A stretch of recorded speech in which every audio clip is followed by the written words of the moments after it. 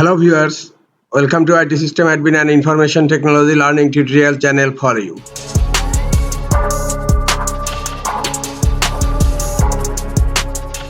In this tutorial, I am going to show you how to change page orientation in Microsoft WordPad.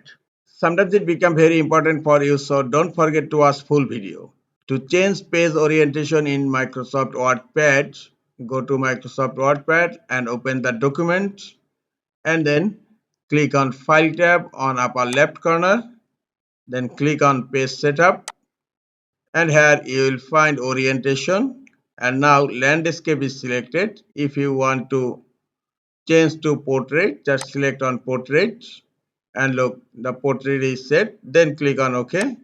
Or if you want to change it to landscape, again click on File tab and then click on Page Setup, and then click on landscape from here and click on OK.